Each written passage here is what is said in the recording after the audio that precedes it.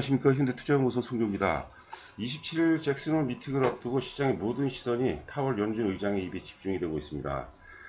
최근 시장 흐름이라든가 델타 변이 확산 분위기를 봐서는 이번 잭슨홀 미팅보다는 9월 FOMC 회의에서 테이퍼링 구체화되지 않을까 생각이 되는데요. 자, 일단 시장은 의미 있는 변곡점 구간으로 생각이 됩니다. 물론 이제 그 하방 리스크보다는 우상향으로 이제 그 반전될 가능성이 높지 않을까 생각하는데, 자, 오늘 금리라든가 환율 이런 그 다양한 분석을 통해서 함께 살펴보도록 하겠습니다. 자, 그리고 하이브, 넷마블, 셀트리온 최근에 제가 이제 로테이션으로 돌아가면서 추천들을 해주고 있는데 각 종목별 핵심 포인트를 중심으로 진단을 해보도록 하겠습니다.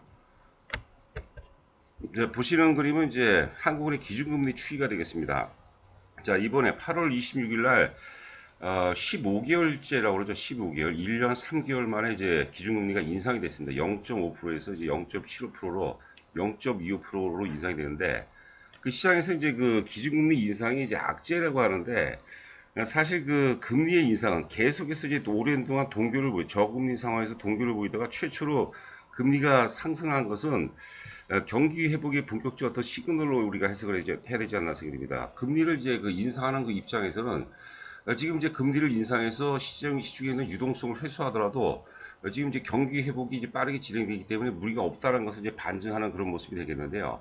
여하튼간 이제 그 기본적으로 금리는 이제 그 금리와 주가의 상관관계를 보게 되면 주가는 이제 금리 상승세에서 오른다. 그래서 제가 예전에 이제 그 주가라는 것을 이제 인플레이션을 먹고 자란다는 그런 표현도 써놨는데요. 자, 물론 이제 우리나라는 크게 문제가 없어요. 우리나라는 이제 상대적으로 이제 미국이라든가 유럽에서 유동성을 상대적으로 공급을 좀 덜 했죠. 많이 물론 이제 공급을 했습니다. 미국이 문제죠. 미국은 이제 뭐 천문학적으로 어마어마한 유동성을 좀 공급했기 때문에 금리가 인상이 되기 시작하면은 일단 1차적으로 테이퍼링이 되겠고, 금리가 인상이 되게 되면 데미지가 있을 수밖에 없어요. 그런 점을 우리가 좀 감안하지 않을까 생각합니다.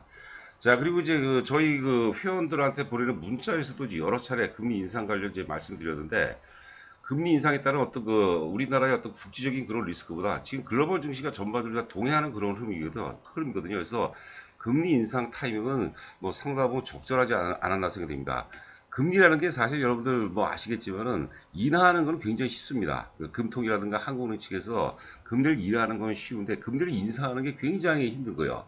금리를 인상하게 되면 대체적으로 이제 시장 참여자 모두에게 이제 사실 욕을 이제 많이 먹는 거거든요. 그런데 금리를 인상을 해야 될 때 인상을 하지 못하게 되면 나중에 이제 위기가 오게 되면 금리 인하 카드가 없는 거죠. 그런데 그렇기 때문에 이번 인상은 뭐 상당히 적절하지 않았나 생각이 듭니다. 자, 지금 이제 화면을 보시게 되면 2008년도 8월 달에 기준금리가 이제 2.25%였습니다. 그러니까 그 전까지는 어때요? 경기가 굉장히 좋았죠. 뭐 여러분들 아시다시피 이제 그 2000년대 중반에 중국 중심으로 중국이 글로벌 시장에서 크게 급부상을 하면서 특히 이제 우리 그 소재 산업재죠, 중간재들, 뭐 조선, 철강, 화학기계 이런 것들이 어마어마한 그 대호황을 맞습니다. 경기가 굉장히 좋았어요. 주가가 이제 코스피 기준으로 이제 1000포인트를 돌파하고 2000포인트까지 갔죠. 그런데 이제 2007년도에 역시 그 미국발 악재였죠. 서브프라임 모기지발 악재가 터지고, 그 다음에 이제 다음해 2008년도에 리먼이 이제 그 파산한 그런 사태를 맞았죠. 그래서 기준금리가 이제 5.25에서 2.0%까지 급격하게 그 기준금리가 이제 인하가 됩니다. 그 구간에 주가가 이제 폭락을 했죠. 코스피 기준으로 2000포인트에서 이제 892포인트까지 빠졌거든요.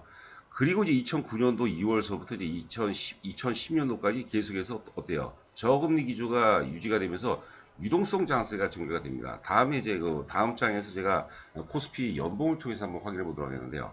자, 2.0에서 2011년 7월 달에 3.25까지 금리가 인상이 되는데, 2.0에서 3.25까지 인상하는 과정 속에서 주가가 또 많이 오르죠. 자, 그리고 3.25에서 다시 이제 2016년도 6월까지 1.25까지 인하가 됩니다. 그러면 이것만 놓고 보면 어떻습니까? 주가가 굉장히 안 좋았죠. 당시 코스피 자체는 이제 크게는 안 빠졌는데, 왜냐면 삼성전자가 올라버렸거든요. 다른 어떤 뭐 포스코라든가 화학이라든가 이런 뭐 기계라든가 이런 거 조선 이런 업종은 굉장히 안 좋았어요. 무지하게 주가가 많이 빠졌죠. 그래서 금리 인하 속에서 주가가 빠지고 금리 인상 속에서 오르더라. 자, 2016년도 이제 그 1.25를 바닥을 찍고 다시 또 금리가 2018년도 1월 1.75까지 인상이 됩니다. 여러분들 이제 기억하실지 모르겠지만 삼성전자가 당시 이제 삼성전자가 뭐 반도체 회사죠. 반도체 업황이 좋다는 것은 글로벌 경기가 이제 좋다는 것을 의미하는 거죠. 삼성전자 영업이익이 58조를 찍죠. 2017년도에 이제 54조, 2018년도에 58조를 찍습니다. 장이 굉장히 좋았어요. 그래서 금리 인상 속에서 오르고, 자, 그리고 2019년도 이제 1.75포인트에서 다시 0.5%까지 금리가 인하가 됩니다. 이때 장이 굉장히 또 안 좋았어요. 그리고 0.5에서 1년 3개월 동안, 15개월 동안 저금리 기조가 이제 정착이 되면서 어마어마한 유동성이 이제 공급이 되죠. 공급이 되면서 주가가 또 많이 올라가고, 요번에 이제 최초 금리가 인상되면서 유동성 장세에서 이제 실적 장세 넘어가는 그런 어떤 시그널로 해석을 해야 되지 않을까 싶습니다. 그 장세 자체가 이제 유동성 장세 혹은 이제 금융 장세라고 그러죠. 유동성 장세에서 이제 실적 장세로 넘어가게 되면 일단 그 우리가 뭐라 그래, 약 다소의 어떤 그 산구 진통이 있습니다. 그게 이제 그 정상적으로 작동되면 우리가 흔히 이제 연착륙이라죠. 소프트 랜딩이고, 미국 같은 경우는 연착륙 가능성보다 이제 하드 랜딩, 경착륙 가능성이 있어 보여요. 그래서 미국 시장 추이는 우리가 계속해서 뭐 살펴봐야 되지 않을까 생각합니다. 자, 이제 보시는 화면 이제 코스피 연봉 차트가 되겠습니다. 이제 그 리번 사태 전에 이제 5.25에서 2.0%까지 인하가 되면 주가가 이제 폭락을 하죠. 2000포인트에서부터 892포인트까지 폭락하고, 그 다음에 이제 그 금리, 저금리, 그 다음에 이제 금리 인상 속에서 주가가 또 올라가고, 그리고 2011년도 고점 이후에 이때가 이제 지수 자체는 많이 안 빠지죠. 많이 안 빠지는데 삼성전자가 올라서 그런 거예요. 조선, 철강, 화학, 기계 아주 주가가 박살이 났습니다. 경기가 안 좋았죠. 금리 인하였죠. 우하단하고 우리가 연계해서 생각하시면 될 것 같아요. 그리고 이제 2000 이제 그리고 이제 이때 한번 이제 금리가 다시 또 이제 그 인상이 되면서 주가가 이제 오르고, 삼성전자가 이제 영업이 58조까지 기록했던 그런 구간이죠. 그리고 그 이후에 0.25까지 인하가 되면서 0.25가 이제 15개월째 전개가 되면서 어마어마한 전 세계적인 유동성 장세가 전개가 되고 있다, 이렇게 보시면 될 것 같습니다. 그래서 다시 한번 말씀드리지만 시세는 금리를 먹고 자랍니다. 금리 인상 속에서 오르고, 금리 인하 속에서 이제 주가가 하락하고, 그다음에 그 저금리 하에서 동결 속에서 유동성이 이제 그 개입이 되죠. 유동성 장세가 전개된다. 그리고 금리 인상, 최초의 금리 인상은 굉장히 중요한 어떤 시그널입니다. 보시는 화면 이제 원달러 환율이 되겠습니다. 지난번에도 여러 차례 말씀드렸어요. 그 주식시장에 선행하는 게, 주식시장을 끌어가는 게 상위 구조라고 봐야 되겠죠. 예를 들어서 원화가 강세를 보이는데 주가가 빠진다 그러면 결국 주가가 다시 오르게 돼 있어요. 반대로 이제 주가가 오르는데 원화가 약세를 보인다 그러면 주가는 다시 빠지게 돼 있어요. 외환시장이 이제 수렴하게 돼 있죠. 앞전에 이제 달러당 1180원까지 환율이 올라갔었죠. 그 원화가 절하가 된 거죠, 이거는. 요번에 이제 다시 원화가 강세를 보였다가 다시 약세를 보면서 지수가 이제 조정을 받는 거죠. 1차적으로 이제 그 원달러 환율이 1180원까지는 우리가 열어놔야 돼요. 그리고 일단 그 내일 이제 우리가 테이퍼링 결정을 봐야 되겠지만, 결과를 봐야 되겠지만, 최악의 달러당 1190원까지는 우리가 열어놓고 우리가 대비를 해야 되지 않을까 생각합니다. 자, 보시는 화면 이제 그 WTI 서부텍사스 중진류가 되겠습니다. 앞서 이제 그 주가는 금리 인상 속에서 오른다고 말씀드렸는데, 같은 논리로 시세는 역시 원자재 가격이 상승, 경기가 좋으니까 원자재 가격이 오를 수밖에 없죠. 대표적인 게 이제 우리가 유가를 보시면 될 것 같고, 일단 그 앞전 고점 거의 그 유가하고 주가하고 상관없이 거의 일치한다고 보시면 될 것 같아요. 앞전 최고점이 배럴당 76.98달러까지 올라갔다가 지금 62달러까지 빠졌거든요. 아직 뭐 추세가 상승으로 전환됐다고 볼 수 없겠지만, 일단 WTI 기준으로 배럴당 62달러가 굉장히 강력한 지지선이고요. 일단 앞서 이제 그 외환시장이라든가 뭐 여타 어떤 지표들 봐서는 지금 유가 역시도 상승 반전인데 그럴 뭐 가능성이 있지 않을까 생각됩니다. 자, 그리고 이제 보시는 그림이 삼성전자가 되겠습니다. 작년 2020년 10월부터 현재까지 캡처를 잡았는데, 최근에 이제 그 7만 2천원까지 급락세를 보였죠. 지금 아깝습니다. 저도 사실 그 8만원 초반에서 이번에 잘못 읽었어요. 우상향으로 완전히 전환되는 줄 알았는데 완전히 그냥 역으로 주가가 빠져버렸어요. 자, 여하튼간에 이제 7만 2천원이 그 화살표를 제가 그 좌측하고 우측에, 맨 우측하고 두 개를 표시했는데, 우측은 뭡니까? 단기 전 저점이죠. 우리 흔히 쌍바닥이라고 그러죠. 쌍바닥. 왼쪽은 이제 작년 12월 주가요. 시장 자체가 크게만 뭐 부러지거나 왜곡이 되지 않는다면 7만원, 뭐 7만 2천원은 깰 가능성은 상당히 희박하지 않나 생각됩니다. 그래서 제가 지금 그 다음 주, 물론 테이퍼링 결과가 어떻게 나올지 모르겠지만, 이미 뭐 큰 뭐 무리는 없을 것 같아요. 테이핑 관련돼서 뭐 강력한 그런 메시지는 없을 것 같고, 원래 그 재무장관들 모아놓고 각국의 재무장관 모아놓고 그냥 적당하게 그 말하는 거죠. 자, 하여튼 그 72,000원이 강력 지선이기 때문에 하방 리스크보다는 쌍바닥이고 의미 있는 지선이기 때문에 이번에는 이제 그 8만원 정도까지 회복될 가능성이 있지 않나 생각됩니다. 그래서 앞서 이제 오프닝에서도 말씀드렸지만 이번에 이제 잭슨홀 미팅보다는 9월 달에 열리는 이제 FOMC 회의가 굉장히 의미가 있을 것 같습니다. 그 전까지는 시장은 이제 왜냐하면 이제 잭슨홀 미팅이라는 것은 지금 이제 우리가 악재로 해석하는 경우도 있고 호재로 뭐 해석하지는 않죠. 뭐 상당 반영됐다고 보는데 일단 주식이라는 것은 악재를 싫어하는 거 아니에요. 악재는 오히려 반기는 경우가 많습니다. 특히 매수 세력 입장에서는 악재를 반기죠. 저가에 살 수 있는 기회니까. 시장이 싫어하는 것은 불확실성이에요. 그래서 이번에 잭슨홀 미팅이 끝나게 되면 그게 이제 뭐 약간의 다수의 무리가 있는 어떤 그 말이 나온다 하더라도 불확실성의 해소로 봐야 될 것 같아요. 그래서 다음 주 정도, 다음 주 초중반 이후부터는 시장은 또 사실 상당 부분 또 무상향으로 전환될 가능성이 없지 않을까 생각합니다. 자, 이제 그 하이브, 그다음 넷마블, 셀티오 세 종목 보도록 하겠습니다. 지금 최근에 이제 제가 돌아가면서 이제 방송을 해드리고 있는데, 일봉 차트 보게 되면 참 그 멋있습니다. 아주 차트 완성도가 굉장히 높아요. 지난번에 이제 8월 20일이었죠. 8월 20일날 이제 그 월드 투어가 무산이 되면서 주가가 거래량도 많은 건 아니지만 하여튼 그 좀 데미지가 있었어요. 121선까지 정확히 121선에서 딱 반전을 시킨 거죠. 그래서 의미는 하나의 매듭이라고 보시면 될 것 같아요. 우리가 이제 밧줄을 잡고 위로 올라가는데 그냥 밋밋하면 올라가기 힘들죠. 중간중간에 매듭이 있으면 어떻습니까? 그 기준점이 되는 거죠. 그런 매듭이다 이렇게 보시면 될 것 같고, 자, 하여튼 그 세계 최초 위버스란 세계 최초 팬 플랫폼 기업으로 우리가 재해석가 돼야 될 것 같고, 예전에 제가 넷플릭스하고 비교했는데 넷플릭스는 이제 음악 그 플랫폼 기업이라면 죄송합니다. 음악이 아니죠. 드라마라든가 영화 플랫폼 기업이라면 하이브 같은 경우는 이제 우리가 하이브 같은 경우는 음악 플랫폼 기업으로 우리가 재해석을 해볼 필요가 있지 않나 생각합니다. 기본적으로 이번에 월드 투어가 무산이 돼서 좀 아쉽긴 하지만 오프라인 공연은 봐야 돼요. 오프라인 공연이 이루어지기도 굉장히 또 이슈가 될 가능성이 없습니다. 그럼 또 위버스 쪽으로 또 매출이 또 많이 몰릴 수밖에 없겠죠. 직접 간접 매출이 다 증가하죠.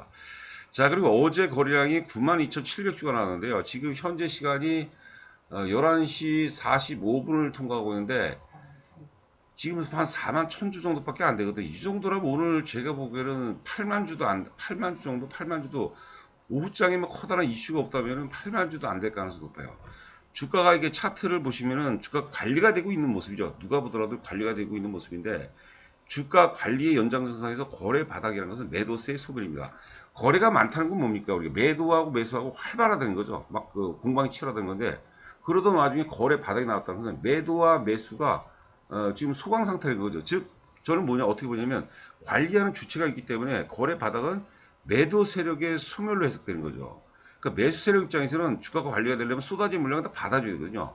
그렇죠? 100만 주가 나오면 주가를 유지하기 위해서 100만 주어치를 사줘야 되겠죠. 만약 보합을 만든다면 우리가 산술적으로 봤을 때 50만 주가 나오면 50만 주어치를 받아줘야 돼요.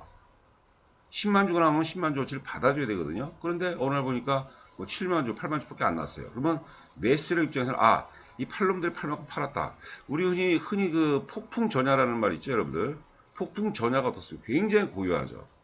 제가 이제 물론 이제 기술적 분석에만 제가 이렇게 집착하는 건 아니지만, 많은 데이터를 보니까 주가가 되는 주식은요, 급등 직전에 거래 바닥이 오는 경우가 굉장히 많아요. 거래 바닥 이후에 보통 일반적으로 2, 3일 후에는 주가가 많이 오르는 거죠. 빠질 만큼 빠졌죠. 왜? 지난번에 이제 월드 투어가 이제 무산이 되면서 의미 있는 새로운 바닥을 만들었다. 이렇게 보시면 될까요? 그래서 거래 바닥에서 사는 거예요, 여러분들. 거래 바닥에서 사고 기본적으로 주식은 거래 많이 오르는 상태에서 거래 상태에서 파는 겁니다. 이런 것들만 좀 지켜준다 하더라도 매매하시는데 상당히 도움이 되지 않을까 생각합니다. 자, 넷마블은 이제 아시다시피 하이브도 그렇지만 이제 하반기에 3분기서부터 이제 모멘텀들이 집중이 되고 있어요. 이번에 그 신작 발표가 됐죠. 마블 레볼루션. 갑자기 이름이 생각이 안 나요. 죄송합니다. 마블 퓨처 레볼루션이죠. 근데 신작 실망감 때문에 어제 주가가 굉장히 많이 빠졌는데 사실 그 마블 퓨처 레볼루션 신작은 강론이에요, 강론. 본질과 총론은 스피넥스죠. 스피넥스 인수에 따라서 그동안의 어떤 디스카운트 요인들이 해소가 된다고 그런 거죠. 넷마블의 영업이익이 10%밖에 안 돼요, 여러분들. NC소프트가 30%입니다. 그러니까 NC소프트가 그만큼 이제 그 넷마블에서 굉장히 경쟁력이 있죠. 왜냐면 자체 IP 게임이 많거든요, NC소프트는. 근데 넷마블은 이제 그 다른 업체들 거 자기네 플랫폼에다가 그 IP를 사는 거. 그렇기 때문에 사실 그 영업이익이 낮아요. 근데 스피엑스 인수를 통해서 영업이익률이 계속해서 증가할 겁니다. 지금 이제 올해 역시도 영업이익률이 한 10% 정도 나오는데 내년도가 되면 어때요? 이제 하반기 4분기 정도부터 반영이 되거든요. 내년도가 되면 이제 영업이익률이 일단 기본적으로 13%가 넘어가죠. 영업률이 여러분들 성장주라고 하면은 기본적으로 영업이익률이 20% 넘어가야 돼요. 그럼 앞으로 이제 20% 오를 때, 20%가 될 때까지 주가는 계속해서 이제 우상향 전환될 가능성이 높지 않을까 생각합니다. 자, 박스 상단이 15만원 정도가 되겠죠. 15만원 이제 돌파하게 되면 20만원. 20만원이 역사적 최고점이거든요. 이 역사적 최고점 돌파하게 되면은, 자, 하여튼 그 내년도 예상 영업이익이 지금 공교롭게 하이브와 함께 4천억 정도 예상이 되는데, 스피넥스 영업이익이 대략 한 1,500억 나오거든요. 그럼 뭐 충분히 4천억의 어떤 타당성이 있지 않을까 생각됩니다. 자, 셀트리온. 최근에 뭐 좋은 흐름을 보고 있습니다. 기술적 완성도가 굉장히 좋죠. 여하튼 간에 지금 계속해서 이제 방송에서, 뉴스에서 이제 위드 코로나가 이제 이슈화가 되고 있는데, 지금 제가 보기에 위드 코로나는 뭐 보수든 진보든 보수든, 뭐 별로 특별한 어떤 이해관계가 없어요. 다들 공감하는 부분이거든요. 그래서 지금 흐름으로 봐서는 빠르면 10월서부터는 본격적으로 이제 이슈화 된다고 봐야겠죠. 물론 주가는 이제 그 기대가 말하는 거죠. 기존에 어떻습니까? 백신에 우리가 포인트가 맞췄다면 지금 이슈가 옮겨진 거죠. 이슈가 백신에서 치료제 쪽으로 옮겼습니다. 레키로나 토종, 하여튼 대한민국 토종 코로나 치료제고 신약입니다, 신약. 예? 그 하반기 모멘텀들이 지금 유럽하고 미국발 모멘텀들이 많이 몰려 있습니다. 자, 그래서 그 백신에서 기존의 그 SK바이오사이언스라든가 삼성바이오스가 시장을 주도했다면, 이제는 위드 코로나가 이슈가 되면서 백신에서 치료제로 주도주가 변화될 가능성이 굉장히 높다. 뭐 굳이 뭐 따라서 하지 마시고요. 살 기회는 뭐 얼마든지 좋죠. 보세요, 여러분들. 그 며칠 전, 오늘이 금, 목, 수, 화, 월요일날 장대 양봉이 나왔죠, 월요일날. 그리고 화요일하고 수요일날 눌리면 항상 이틀째 살아오죠, 제가. 이틀째 혹은 3일째 살아오죠. 물론 이제 시장 장세 감안해서 장이 강세장이라면 눌리면 첫날 사야 되는 거예요. 근데 지금 정도 장세에서는 이틀, 3일째 사는 게 시장 감안해서는 뭐 좋은 방법이 아닌가, 자, 생각이 되고 있습니다. 자, 셀트리온도 흐름 좋고, 일단 앞전 최고점이 이제 39만원대가 되겠는데, 일단 그 1차적으로 매물대가 많이 포진된 데가 그냥 35만원 정도의 매물대가 많이 포진되어 있거든요. 뭐, 그 정도도 여러분들께서 너무 크게 보시면 안 돼요. 셀트리온은 제가 이틀 전인가 또 방송을 했었는데, 그 내용을 여러분 꼭 참고해 보시기 바랍니다. 최고의 절정기는 끝났어요. 그런데 이제 레키로나 치료제는 존재하지 않았던 새로운 어떤 그 시장이죠. 마켓이죠. 그게 또 주도권을 맞는데 전체 매출을 차지하는 비중들을 이제 잘 봐야 돼요. 근데 너무 사실 셀트리온 크게 보시면 안 됩니다. 오히려 이제 나중에 좀 시간이 흐른다면은, 저는 개인적으로 뭐 셀트리온도 훌륭한 기업이지만 오히려 삼성바이오로스가 뭐 하여튼 앞으로 이제 성장성 최고의 절정기가 안 왔거든요. 셀트리온은 한번 왔었죠. 자, 현대투자 회원 모집 관리에서 간략하게 안내 말씀드리면요. 하여튼 가입 금액과 기간은 3개월, 6개월, 1년 단위고요. 하나 이제 팁을 드리면, 일단 뭐 1년으로 하신 분들 많은데, 이제 처음 하시는 분들은 뭐 금액도 그렇고 좀 부담이 될 수밖에 없죠. 그래서 3개월에 150만 원 해보시고, 대신에 이제 가입 직후 이제 1개월 이내에 뭐 수익도 괜찮은 것 같고 이 친구들이 잘하는 것 같다. 그러면 이제 추가로 100만 원 결제하시면 이제 6개월로 저희가 소급 적용해 드리고요. 또 250만 원 결제하면 1년으로 저희가 소급 적용해 드립니다. 정보는 저희가 이제 문자로 하루에 이제 기본이 3번, 4번 뭐 이런 식으로 문자가 나는데, 문자만 보고도 충분히 매매할 수 있도록 저희가 요약해서 발송해 드리도록 하겠고요. 이제 오른쪽에 우하단에 이제 저희 140을 시작하는 저희 회사 계좌, 법인 계좌가 있고 입금하시고, 제 전화번호로 이제 입금자 성함을 보내주시면은 제가 인사 말씀과 함께 뭐 다양한 얘기, 뭐 성공 투자가 어떨지, 특히 이제 주식 초보분들한테는 제가 어떻게 하면 성공 투자가 가능할지 제가 간략하지만 단호하게 이제 말씀드리도록 하겠고, 그 다음에 현재 기준 최적의 포트폴리오가 무엇인지에 대해서도 뭐 상세하게 말씀드리도록 하겠습니다. 자, 이번 주도 여러분들 고생 많으셨고, 저는 또 다음 주에 여러분들 찾아뵙도록 하겠습니다. 감사합니다.